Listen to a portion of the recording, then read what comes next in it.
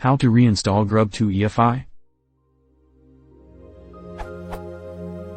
After successfully updating my BIOS, something went wrong and I ended up with a blinking cursor on the top left corner of a black screen. No errors, no nothing. The BIOS now only listed a SATA boot option in place of the usual uefi Ubuntu one. I'm using a GPT partitioning scheme. I eventually found that the working solution was to properly reinstall Grub Efi M64. So, how do I do this? PS, actually, I succeeded to reinstall Grub2 Efi on my own and will post my answer here as I was unable to find any complete how-to on this.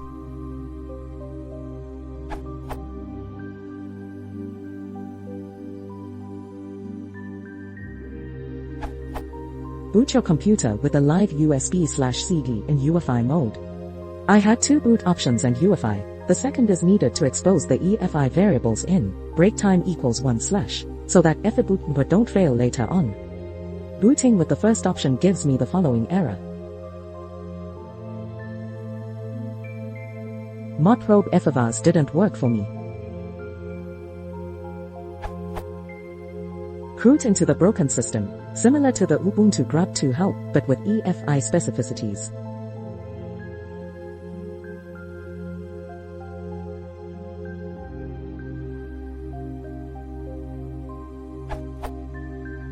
Depending on your Linux distribution, you now do different things. For Ubuntu/Debian. Or alternatively, should the above give you a grub but not a bootable one? For Fedora, up to 16 may work for others. In the following command, you have to replace SDX with the device which has the EFI partition you want to boot from. In part Y you have to replace the Y with the number of the EFI partition, as in /dev/c.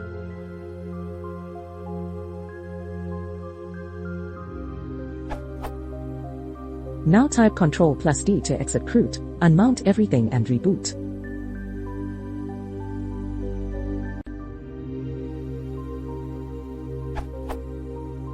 You may need to adapt this to your needs, different partition table, separate /boot partition, etc., and it may not be the only option, but this worked just fine for me. A suitable live system for fixing things is GRML. There is also an extensive guide on how to set up a bootable USB device, of which the Mac section is the most useful actually. Just create a FAT32 partition, copy the files, reboot, done.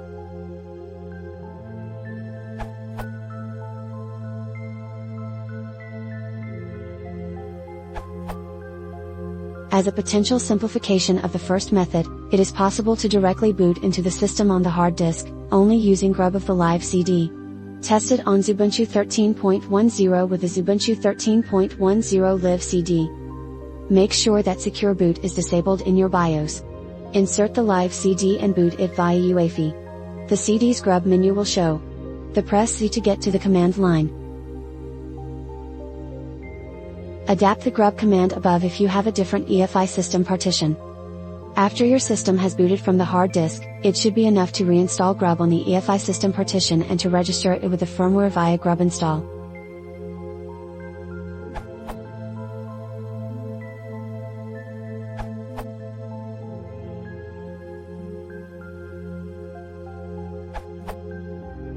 As with Maxine, I found my uefi settings in BIOS to get damaged and my machine wouldn't boot.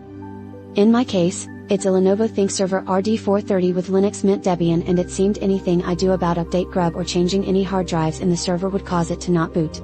OS in my case is Linux Mint 201403 Mate DVD 64-bit installed via USB. See below for a complete description of the events that would cause uefi to not work. Going through exactly the same steps on a ThinkServer TS140 did not result in uefi losing its mind even once. Looked at RD430 driver page and my BIOS is 2 versions old. I have never had to update BIOS on a motherboard before, so I'm not one to automatically update when there are new versions available. After updating the BIOS, Maxine's answer above worked, only with a twist.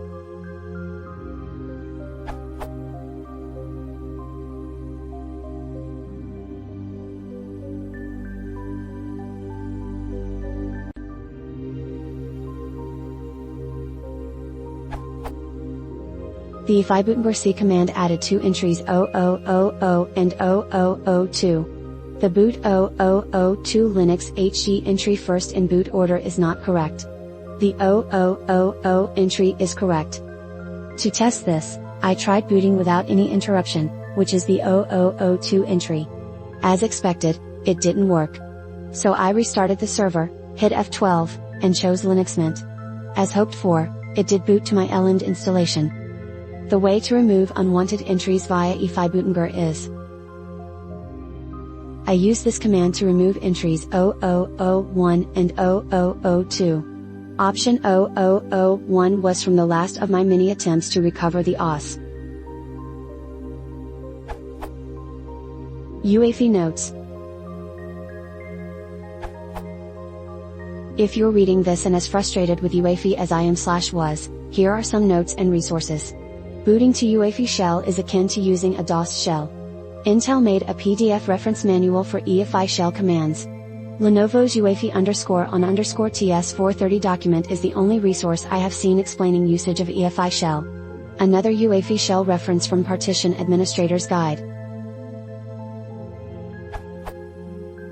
You can try booting to a partition from the efi shell by navigating to the loader and executing it.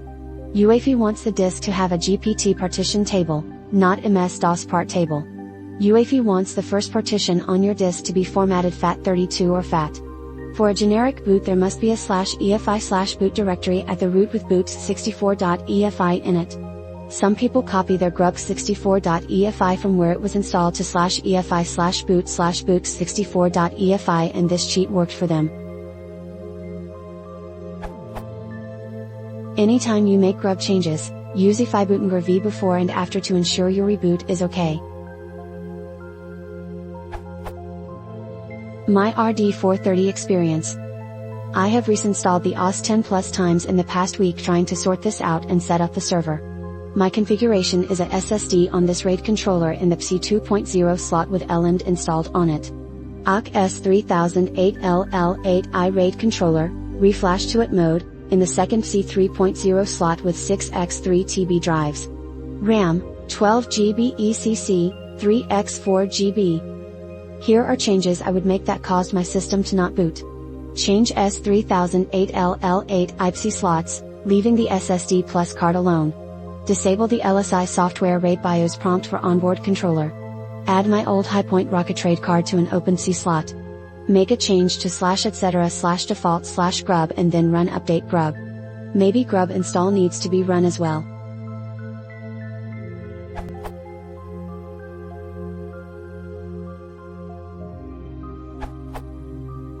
I would upvote this, but apparently I don't have enough rep on superuser. I'm glad I finally found an answer to this after days of fighting clones that worked but wouldn't boot. I think it all relates to uefi and some kind of secure booting mechanism or something. I'm working offline, so apt-get wasn't an option. What I did was put Ubuntu Desktop on a USB stick, add the grub EFI and grub EFI M64 packages to the root of the USB stick, grub EFI_1.99 RC113 Ubuntu 3_N64.deb and grub EFI N64_1.99 RC113 Ubuntu 3_N64.deb for Ubuntu 11.04, change as appropriate for distro and architecture, and put the following in a script on the USB stick as well.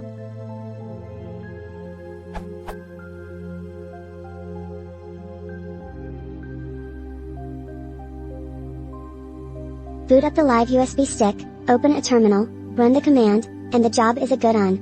The only occasional problem is that uefi sometimes got moved down the boot priority order below the HDD, at which point you need to go into the BIOS and change the boot order to stop it trying, and failing, on SATA column drive.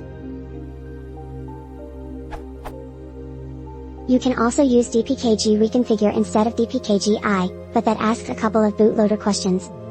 Edit, I also don't have enough rep to comment, so what I thought was a comment on a reply turns out to be a reply.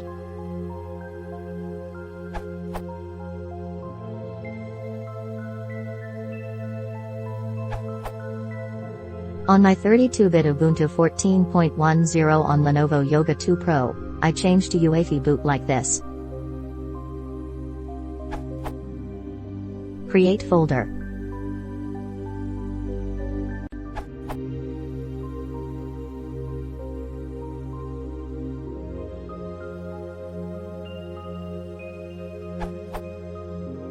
Install Grub2 Efi M64 bin and uninstall Grub2 Efi uefi bin.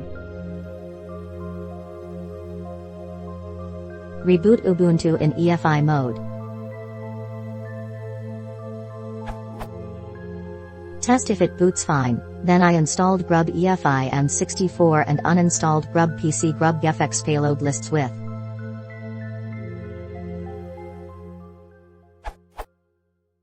I choose not to remove /boot when asked. Maybe I made it complicated and this would have just worked fine.